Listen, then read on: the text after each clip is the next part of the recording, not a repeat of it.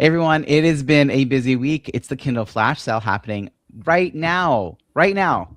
If you haven't already checked it out, there are dozens of books discounted to 99 cents. Some are $1.99. So basically, lots of books are under $2. Go to kindleflashsale.com to see them. These are some of the authors who joined the last campaign.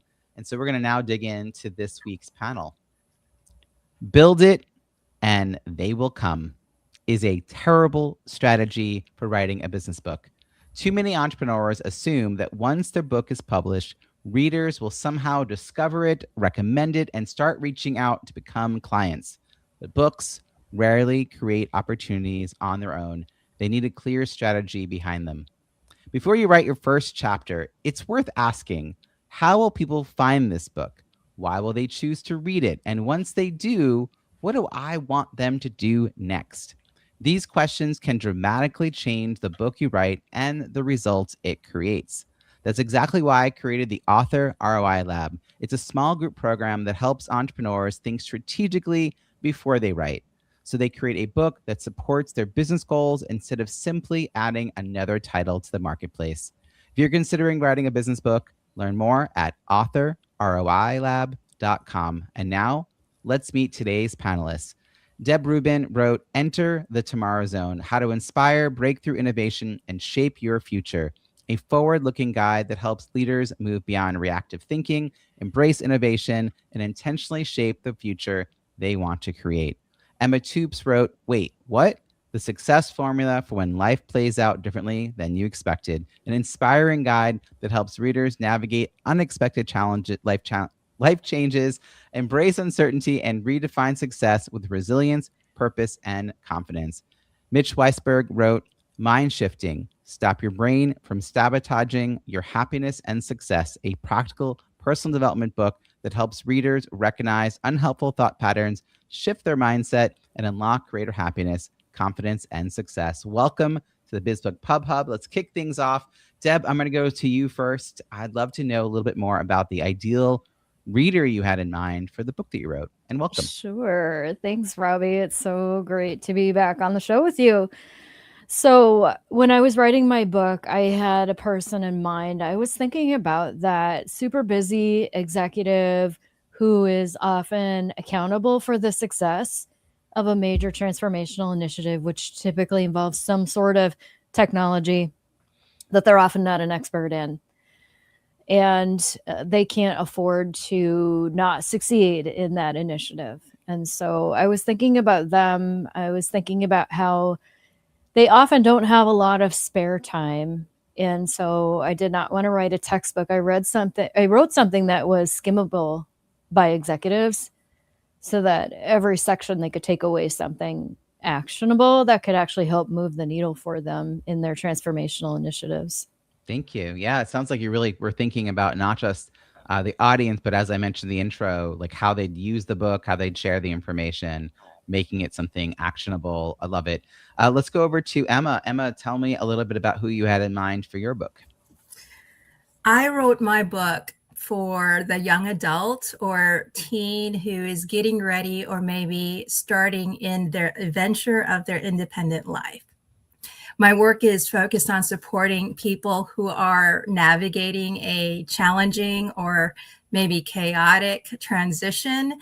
And I realized in my work that the younger you are, the less practice you've had at it. And so even people in their midlife, who a lot of the people I was working with at the time were going through a career shift, coming out of the military or whatever it might have been, they know how to do this adulting thing, but they're still in this transitional state of chaos. And I realized, you know what? Younger people, if they learn this sooner, might do a little bit better in that first decade or so out of their parents.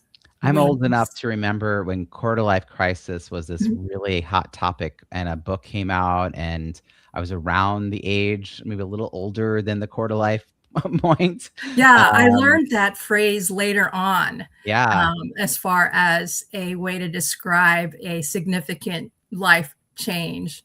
So, yep. Yeah, it's interesting because there's just so much chaos and turbulence and change, and coming out of high school, college, or grad school, like there's no Mhm. clear paths anymore. Mitch, let's bring you into the conversation. Talk about mind shifting. Who did you have in mind for your book? So when I wrote the book, I mean, my goal was to change the way some critical mass of people experience the world. And so I arbitrarily came up with the number of 5 million. So my goal is for 5 million people on this planet to be more resourceful, resilient, and collaborative. And I've been teaching courses on this, and I decided to write the book. And I felt that the book should be for anyone who wants their lives to be more resourceful. So it could be somebody who things are going pretty well and they just want to get even better, or it could be somebody who's depressed or stuck and they want to get unstuck, or it could be anywhere in between. Yeah, I mean, it's interesting. Sometimes we end up with overlaps in topics without me knowing how that happens. It's like you start to see some themes. For all three of you, there is some sort of change afoot. Hmm. There is some feeling of like lacking knowledge or experience or control, and you're all great because you want to be a guide and provide information to people who need it in that moment that they need it. It's a good example of just in case learning versus just in time learning. Like this is the thing they need to know when they need to know it. People don't always think about these topics beforehand. I want to talk a little bit about what motivates someone to even write a book. Emma, I want to come over to you for this because this is your first book, and you clearly were already working in this space. You had clients. You saw this as an ongoing conversation that you were having over and over again. Why a book though? Like, how does that become the next project? And when did you realize like how much you had taken on as an author? I actually was having a conversation with a veteran and describing to him a framework that I use. And it's part of what I write about in my book because it's part instruction and part memoir as far as stories that were me when I was young. But I was describing to him the paradigm, which is the transition puzzle paradigm, and the work that I did. That when I started, I was working with veterans, and they're coming out of the military, and it's this huge, significant change in life, career, and just everything. And after kind of introducing him to my framework, being a veteran, I figured that he would zero in on the fact that I was supporting other veterans, but he just skipped entirely over that and said, "Emma, do you work with kids?" And I was like, "What?" I said the "wait, what" phrase because it was so unexpected, because most veterans zero in on the fact that I do this transition work. And he asked me just from left field, "Do you work with kids?" I'm like, "Kids?" And he's like 20 years older than me. So when he referred to kids, he was talking about anyone under the age of 30. So I was like, "Oh," and he clarified this. And I said, "Oh, actually, most of the people I'm working with are over 30. I work with teens and young adults when I'm helping them with their academics."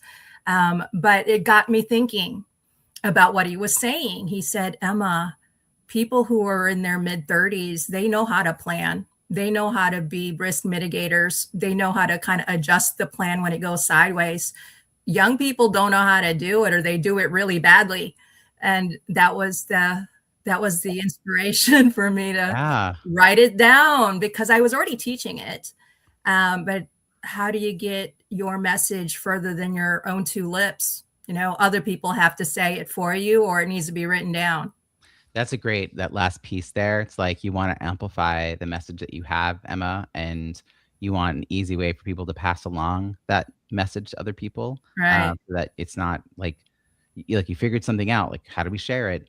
I also think it's interesting how one conversation can change that for us, right? Mhm. Give us some insights about how our work might be impacting a different audience than the one we were currently serving. Right. We It follow was that path. just it was like an aha. And What was he the was like, reception like so far with the book? Have "What's have you that?" found your audience for the book?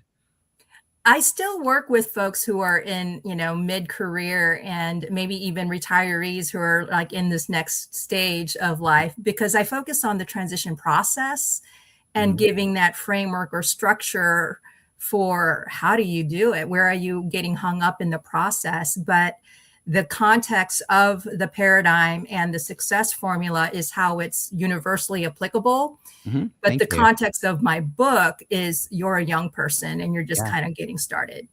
Mitch, let me come over to you. You got 2 books. I'm curious why a second book? Because you challenge yourself, you did it, you're now an author. Like, now you know what you're saying yes to when you agree to a book Right. project. What was the motivation to write book 2? So, Robbie, I think I'm going to back up a little bit and Mhm. just talk about mind shifting, which is, I was working in education, and I've been working in education for 20 years because I thought education is a way to give every kid a chance of living a great life. And I thought, and technology can really change education. So since I was a technologist and working in education, I thought, wow, something we can change the whole system and every kid can move forward. And then after 20 years, I'm like, kids are no better off. They're no better prepared to be adults than they were 20 years ago. So something's wrong. And so from there, it was like, well, people need to understand what's necessary in order to be successful. And I did research, in like a ton of different areas: psychology, cognitive science, neuroscience, um, military strategy, corporate development. And there ended up being 3 strands. So I developed initially one course, but then it became much too large. So 3 different courses. One on your own brain and how do you learn how to control your own brain, and that's the first book. And then the second course was how do you react to situations so that you're prepared that the first thing you do isn't going to necessarily work out, but you use that information to move forward, and that's resilience. And then the third course was how do you deal with people when they're all such jerks? Everybody's trying to, you want to do something and somebody's standing in your way, or they're opposing you, or they're trying to hurt you or something. Yeah. But somehow or other, you got to learn how to work with them. So that was conflict and collaboration. Then, in order to get credibility, I wrote that first book. Stop your brain from sabotaging your happiness and success, and that was on the resourcefulness part. But while I was writing that book, we live in such a divisive time that third course was the thing that everybody said, "Oh my gosh, no wonder why people are fighting with me. No wonder why, I can't get anything done." Uh, I really, really needed this. So I felt, well, something, if we're living in this really divisive time and everybody's fighting all the time, maybe conflict and collaboration should be the second book. So I wrote that. And so now I have volume 1 done and I have volume 3 done, and I'm in the process of writing volume 2. I like that you had tested the material in a program. And there was a line you said, I did one course and then it got so big, I split it into 3. And that's because you listened to the people in the program. Yeah, I will not listen to my wife, but I'll listen to just about anybody else. Yeah. It's like all these other people come in, the people who pay you money. But no, it's Right. interesting. I think almost every entrepreneur, including me, puts too much into the initial pilot. And then people go like, whoa, like that was a lot, or like that was a lot of homework, or there was a lot to do, or I couldn't have gotten through all that. And then you're like, is this 2 programs? Maybe it's Right. 3 programs. But now they match well. I feel like you have a whole ecosystem. Deb, let me bring you in. Your first book was a textbook, kind of, you were asked to write something. This book, Enter the Tomorrow Zone, is your baby. Yep. You decided to go through this process again. Surprisingly. Yeah, no. How long in between the 2 books? So my first book was the Certified Lease and Finance Professionals Handbook. So that's what people in the equipment finance industry study to earn their professional designation. There are about getting close to 2,000 of those CLFPs in the world. So it's a very narrow niche when was the market. book published? 2018 is when we published the 6th edition, and then we update it every year or so, depending on what's changing in the industry. Okay, you have so to it's keep an it up to ongoing date. project. Yeah. Yeah. So I that one I designed almost like a product. I'm a former software product manager. And so I brought that thinking into that book. This new book was very different for a very different reason. When did you decide that this new book, Enter the Tomorrow Zone, was Mhm. going to become a main focus? It had been on my heart, Robbie, to write this book for quite a while. Even around the time I met you, I wanted to do something. I wasn't ready to do that, but along the way, my thought was I'm going to write something about how to save your project before it starts. I've been in digital transformation, innovation, and technology leadership roles between business and tech for over 20 years. And I just kept seeing the same patterns repeating and the same myth that, oh, if you just buy the right software, it's going to solve all your problems. And what I found is that it's not technology that transforms, people do. And I think that, I just got to a point where I'm like, we are doing great work with our clients, but the question that was always on my mind is how do I multiply myself?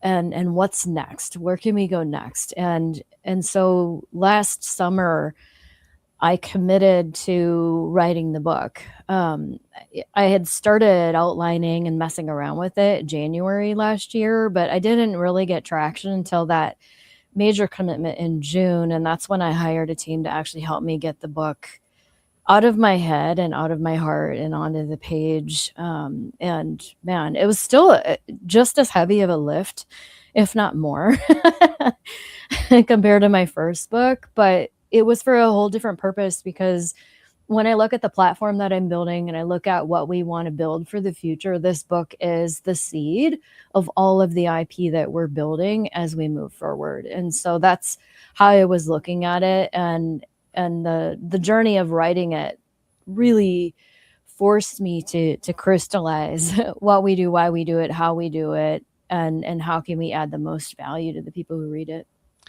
I see you as one of the more strategic clients that I've gotten to work with, I will say. And I got to work with Thank you on you. the launch of your book.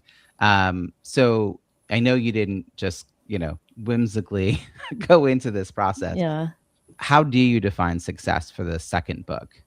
So for me, success is that this book is getting into the right hands. So, if you think about if you've ever been involved in any kind of a digital transformation, whether you're replacing a core system or you're merging companies together, or there's all sorts of scenarios, but far too often humans are traumatized in that process, and it doesn't have to be that way.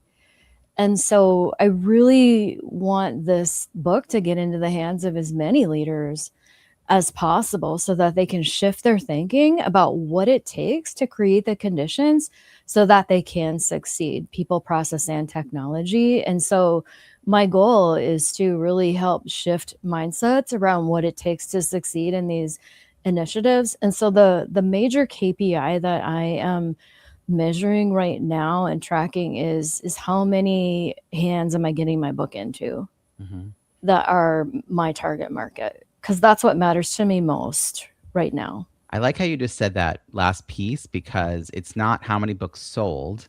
It's how No, many I don't books, even know how many we've yeah, sold. not how many books get into the right hands, because you could Yeah. be gifting books. They could be bundled with a course. They could be bundled with a speaker. Yeah, we're doing bulk orders for leaders with their teams. I'm running into leaders who are requiring their teams to read it before they'll even kick off a project, which, like, awesome. That's exactly what we want, because they're going to get better outcomes. Events. So we're, they're, bulk orders going to events, and then, that people are buying it on Amazon and stuff. So, it's happening. The sales are happening. But what I'm tracking personally is who has my book in their hand. Yeah. We'll come back in a little bit to how we work together around reviews, because that's another metric that you were engaging your people who either needed the book or knew those people. Emma, I want to actually come back to you, because first-time authors, honestly, it's just so much to get the book to be a thing that you can hold in your hand. But congratulations, like, sincerely. But how did you initially think of success, and how did that change as you moved from, a writer to an author to a person who like had a book that you could actually get to people? Did anything shift about what you saw as a metric for success? Well, because my work is focused on the process of change and transitions, I decided I was going to write my book in 2023. That was when that conversation with that veteran happened. And it Mhm. was around June of 2023. I decided I'm going to write a book. I started sharing that with some of my friends who had author friends or were authors themselves. And I decided I'm going to publish this by next year. So 2024 was my target publishing date. Part of that was because of just, I was going to turn 50 that year. And I was like, you know what, it'd be great to have that as a claim to fame. I'm a published author by the time I'm 50. But anyway, long story short, as far as the idea of and how it played out, I am a contract educator, right? Coach, Mhm. consultant, facilitator, name the noun, but I'm a teacher, right? And it has to do with personal growth and learning. And if you are persistent in your process for learning, then you're going to get to the goal that you have set for yourself. And so I set the goal, I put a kind of a date on it, and then I got teachers, right? I hired coaches to help me because I believe in you don't need to be the person who's smart in everything because your head's not big enough for that, right? Hire experts who know better than you, and you can accelerate time for what it takes for you to do that thing that is a technical process that you don't want to spend the time to be expert in. Right. So the coach that I worked with, I had two coaches. One was to help me develop the manuscript, and it was a hybrid. So it was a combination of business instruction as far as my paradigm and the formula, but then it was part memoir with the stories that I had to share as examples. And so, like, how do you go back and forth between, curriculum and story? So the emotional balance of, how it was delivered, that was a huge part in having a book development coach. And then I had a different coach who supported me in the actual production and marketing of the book. My development coach also had a business that supported with production and marketing, but I was more interested in her expertise in helping me be a good writer and developing the manuscript more so than her support as the production. The other organization, that coach, he was a much larger organization and had a lot more resources in that space for production and marketing. So, you choose the expert that you want to work with for the purpose that you're trying to, live out. I love this. And going back to the metrics, did you have something in mind when you first started this process that you thought, if this happens, I'll know this book is a success? And did that metric of what you needed to measure, did that change? Oh, you know what? I wanted to be able to do the claim of, a certain number on an Amazon list in my category. So I had that in mind in working with a marketing coach, and I knew enough authors to know that that's a concerted effort in time in order to, be on the list at a certain point, and you screenshot it. It's like, there it is. I'm number one on the list. So that was one of the things that was kind of a measure of success for me. But really, kind of like what Deb was saying, I wanted my book to be a marketing asset, and I want it to be an educational resource because it's basically the foundation of my transition work business. Mhm. And whether it's the young adult, the person in mid-career, a person who has influence over others as a leader, parent, coach, or community leader, the context of it would be applicable whether it was a young person who had the book or not. Emma, what's so interesting, this happens all the time when I talk to authors. I'm gonna come to you, Mitch, and ask you what changed from book 1 to book 2, so you can start thinking about that. Because I do think your first book it is really hard to think about like the possibilities around the corner because you just haven't lived them yet. And as you have a book out in the world and you see what's possible, then you're like, well, for this next book, I want that thing to happen again, or even more than that. And also the number one bestseller thing, you realize, oh, it's not that hard to do. And like, what other measurements can I do? Is speaking engagements, or some other thing. But Mitch, you got through book one. Now you've got book volume. I'll say it this way: you have volume 1 and volume 3 out there in the world, but you've got 2 books out in the world. How did you shift your mind? See what I just did there?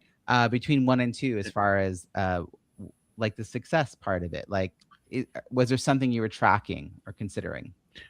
Well, when I published volume 1, in my mind, it was like, something, if I sell 5,000, 10,000 copies of this book, that's fine. And then when, sales come in and it's like you sold 5 this week and you sold 15 that week, it was like, well, something that it's not going to happen that way. And then I still have this goal of 5 million people reached with mind shifting in general.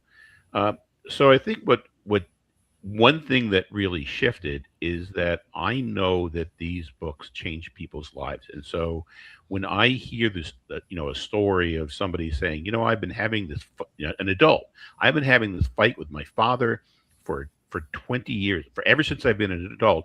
And I just realized that if I did this, that was right in your book, it would no longer affect me personally. It just freed up my whole life. And so I just collect stories like that. And when I find people whose lives are dramatically changed, to me, that means the book was a success. Oh my God, Deb, this is setting us up so well for the conversation about reviews. Because reviews is one way content creators find out that their message landed and made a difference. And God, it's so fulfilling. I mean, Mitch, I just want to note that I think, I can't remember the exact numbers, but 200 copies in a lifetime is like likely for a lot of books. 1,000 books is really good, and 10,000 books in a lifetime is great. No, I just did the research, for some of my Kindle. The Kindle flash sale for some of the posts, I just did the research. 90% of self-published books sell fewer than 100 copies. 90%. Right. So I think most people going in have bigger eyes to what's possible than what's actually possible. But the one thing you can do is have a strategic launch. And Deb, you reached a point in your process where you, kind of like what Emma was saying, you wanted to gather the right kind of resources around you. You were tapped in. Both of you talked about, you have your networks of people to reach out to. And tell me a little bit about that decision that you were going to do a launch that was really reviews focused, and how you came to that. Well, it's interesting because I've known you, Robbie, since 2017. But what I didn't know about you is that you actually help people launch their book.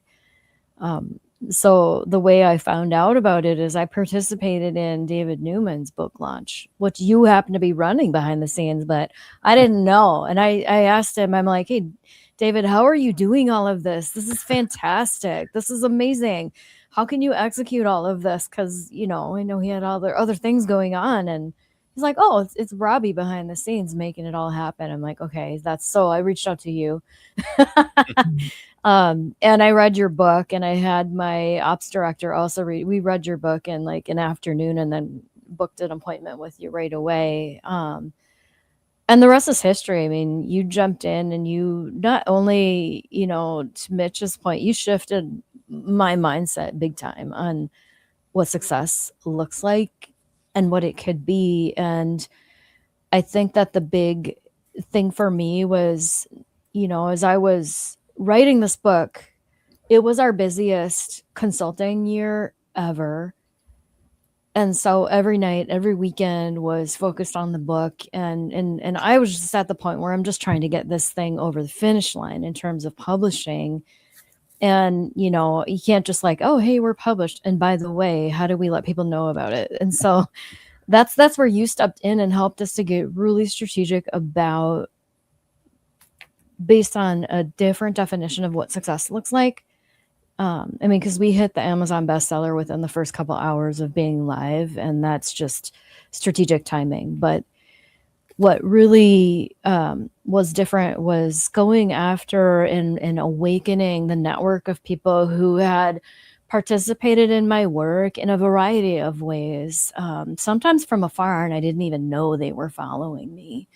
Or clients and collaborators from the past, and Robbie helped us to strategically just reawaken my network in ways I didn't even know were possible. And people just kind of came out of the woodwork to support this work and getting it into the world. And the reviews that we have on Amazon because of this collaboration, they are actual people who read my work and are recommending it to others and are actually using the tips from my book in their own practice. I'm hearing from people all over, yeah, my copy's highlighted all over the place. And so it's that was really fulfilling. It was more than just like a vanity metric. It proved to me that this work deserves to be in the world, and it is adding value for the right people.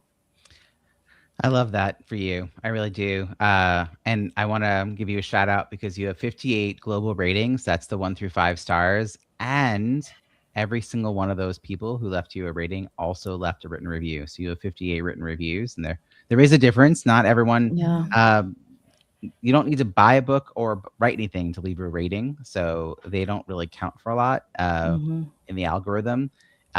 So congratulations on crossing the 50 threshold, and now you're also Thank set up to you. continue to get reviews. Like, it's a weird Mhm. thing that books that have no reviews don't get organic reviews at all. Yeah. Books that have dozens of reviews start to get those organic reviews. And then Mhm. I know you were part of the Kindle Flash sale we did in April. You'll do it again in the fall. That's another Mhm. opportunity for you to go back to people on your existing launch list and everyone you've met since your book came out, and continue to bridge the conversation with them. But getting that early feedback in the process, because one of the things we do, Mitch and Emma, is we collect advance reviews before the book's even published. So Mhm. we send out the advanced reader copy. I Yeah. say we, it's me.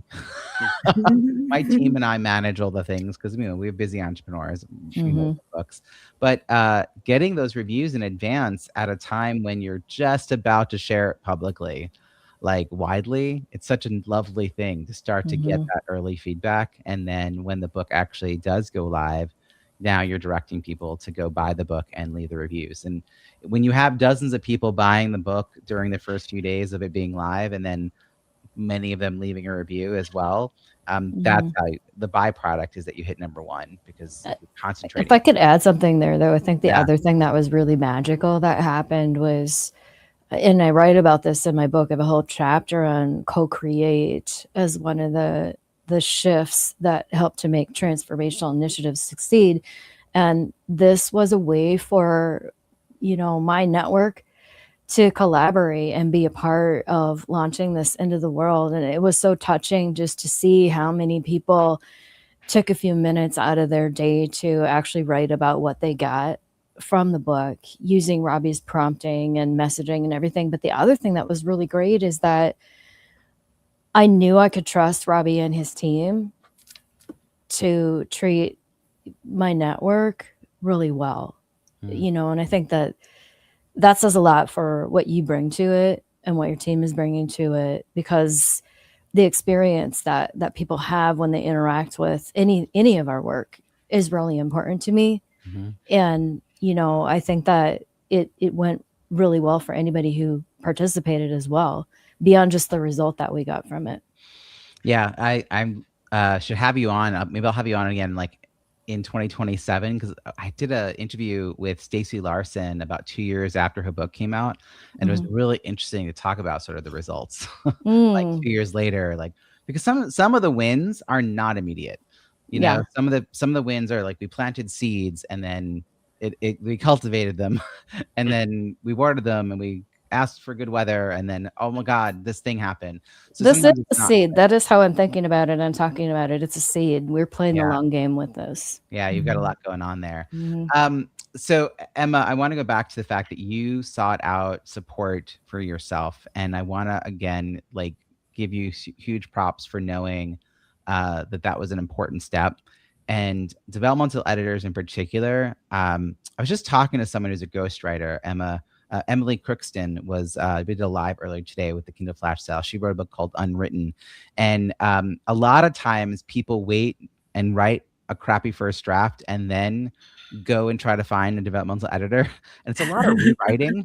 And like, it's a really annoying process for everyone involved. So co-creation, to echo what you said, Deb, that's really the skill of a good ghostwriter or a good developmental editor, is them helping you shape a story. And what you're describing when you're saying like it's part memoir and part like a guide, it's the term narrative nonfiction or prescriptive nonfiction comes to mind. Yes. So I don't work with folks often. Like, to me, like if it's a strict memoir, like if we pull out the story of the author and there's nothing left, then it's a memoir.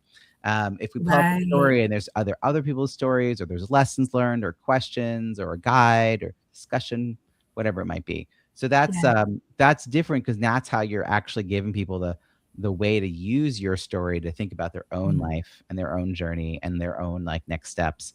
But figuring out how to take your life and turn it into something useful for someone else, not just interesting, but useful. I think that's great that you had help right away. I'm going to describe the process though as a triathlon instead of a marathon, because a lot of times people think of writing a book as a marathon, but that's only one skill that you have to develop, and you may have to, create some endurance, but it's one skill. It's actually like, first you have to figure out how to write the darn thing. That's phase 1. 2, dripping wet. You run over to the bike. Now you got to figure out how to publish this book, and there's all the moving parts to that. And that's, to your point, Deb, not the finish line. Like, there are people who think that's it and now I'm done. See, a marathon runner gets to the end and they're done. But instead, you get to the second phase and you still have the third phase, which is the launch and the ongoing marketing. And people are often smart about having, like you did, Emma, trainers, coaches, and guides for phase 1 and phase 2, but they don't put enough attention into phase 3. And I know this because I've met with, I think it's like 160 people in the last 12 months. And an annoying, I'm so mad about this, an annoying number of people, annoying because I feel like such angst on their behalf, come to me with their book nearly done or already out in the world, and they cannot articulate who it's for or how to find those people. And someone charged them $25,000 at least, like, I'm so like, come on, folks, we got to stop doing that. But I want to keep putting that message out there so that we get more value from this. Mitch, you've got book 2 coming, book 3, right? Volume 2. I don't know how to talk about this, Mitch. You're throwing me off. I know. Everybody told me if the second book has to be volume 2, and I just said no. That's okay. At some point, they will all be out, and it will all make sense. That's what I said. Right. Yeah. Yeah.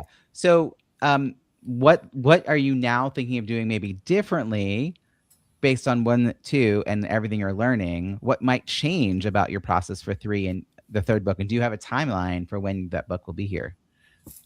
So I do have a timeline. First of all, the book should be published in, say, January or February. Mm-hmm. I'm expecting that it'll be done by then. There's a lot of surrounding materials around each book. So each book has a lot of free downloads of tools. Each book has a discussion guide for somebody who want to run a book club.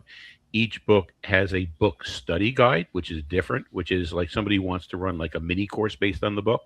And then each book also, I'm running study guides about that book. And so having all of those in place and being able to reach out to all the people who have taken the courses, those and again, I'm not doing it alone because I'm just one person and I'm an old man, there's only so much I can do. But relying on a group of people who can do different pieces of that much better than I can, such as you, is going to be critical. Mitch, you just described something that I hadn't heard someone define like you just did. So I often am the one who says, do you have a guide? Like, And I always say like book club discussions, and then I the other one I often mention, if it's like Deb's kind of book because it's for a workplace, I say, do you have a guide for a leader to bring it to their team for 4 weeks? Like break it down to like 4 exercises or 4 discussion points or something like that. Like how do you help people actually use the book in groups? And you're saying you have 2 versions, sort of like the book club discussion and then the study guide, which sounds like a little more intense. Is that, am Right. I? That's exactly it. The book study guide is for, let's say, a 45-minute to an hour and a half, just Mhm. one-time discussion. Whereas, sorry, that's the book group. The book study guide, it was designed for, well, it depends on the book, but the conflict book is 5 sessions that are an hour to 2 hours. So this is a DIY, and then of course, if they decide they don't want to DIY, they now know that there's a lot of possibility, and you could be brought in to run it. Yeah, I'm doing one now for the conflict book, Yeah. and what was interesting is that I did one for the stuff, the resourcefulness book. What I found is that it's very helpful to have some role playing, and Mm. so we role play a conflict problem, and then I have it scripted out. And then based on that problem, it's like, well, what did you notice based on this in the book? What did you notice based on that in the book? How would you handle it differently now knowing the techniques that you know? And so people get to apply it um, to a practical problem close to something that they would have in real life. Yeah, I'm a big fan of educating our prospects. Um, this didn't happen exactly with Deb, but Deb, the other day, someone got on a call with me, and I always now, one of the questions I start with is like, have you read the book I wrote on this topic? Because then I know how much detail I have to go into explaining, like, publishing date is different than your launch date, and here's what a soft launch is. I don't, So she picked up the book, and there were like 32 post-it notes sticking out of the book. And I was like, oh, Yep. all right, we're gonna have a good conversation. And by the way, she signed up at the end of that call, right? So like she had done her homework. She had did as much DIY as she could. She saw kind of what Mitch was saying, like, I don't want to do this on my own. I love the idea of creating those kinds of resources. And one thing I don't think most people realize, you can create video content and then have a PDF that links to a specific unlisted YouTube as a simple way to introduce people to a video version of something you want to show them. And then if you want to swap something out, you just update the PDF and Mhm. give them another link to something else if you decide to do something a little more formal as a course. But I love the idea of just getting that multimedia, getting to know you as a resource. Mitch, anything you want to add to that? I think that when you're, I guess, publishing your book, that your Kindle flash sales Mm. are just incredibly valuable because you that puts you in with a whole group of community that then supports you, and you're helping them spread their books at the same time that they're helping you spread your messaging. Yeah, the Kindle flash sales have evolved in such a lovely way. This is the 8th time this week as we're recording. I'm running one, and it's the 8th one that I run, and it started November 23. It's now something we do 3 times a year. And it is it's become more elaborate, and I've also tried to simplify the onboarding, and then it becomes more elaborate again, and we keep trying to simplify it. But the way authors show up for each other is just magical, and continues to be well beyond what I ever expected.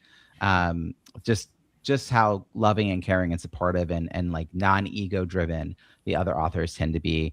Emma, are you absorbing tons of notes? Is there a book 2 in your future that you're like, I got to apply all this to something else I work on? Yeah, I do want to do a book 2, but I haven't decided on how I would focus it. I actually, when I was in the process of writing my first one, I was sharing the experience with my husband as far as, what chapter I was in and what story was I going to share for this particular concept. And I asked him if he might want to do a future book with me. Because the paradigm, like I said, can be applied to any number of significant, chaotic, challenging transitions. So relationships and career transitions because of moves, even health, something that's unexpected, whether it's for yourself or someone in the family. And so David and I have been together for a long time, and we would refer to our relationship as pretty successful. And so it's like, how do you navigate, through the challenging parts of what might never end up being a long relationship? Right. So that was something that we discussed when I was still writing my first one.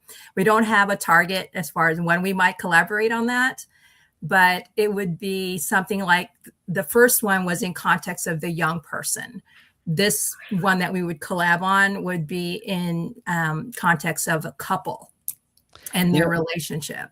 It'd be interesting. And this is why I created the Author ROI Lab, Emma. And you might want to take a look, authorroilab.com, because you have a very clear audience for what you're selling. And if you create, this sounds more like a really fun passion project, because there's not a clear next step for them in the business you currently have. That doesn't mean you don't want to shift in that direction. It just means you would actually pilot some offers before writing the full book, because then you'd have more stories to share. It wouldn't just be your story. You would have other couples to talk about highs and lows. And then you would also figure out whether you want to work with that, group of people, and do you have access to them? I can't tell you the number of people who, the way I interpret their book idea is that they're writing about astronauts because they have the best idea for astronauts. But when I'm like, can you get 5 astronauts to schedule a Zoom call with you? They're like, no. I'm like, okay.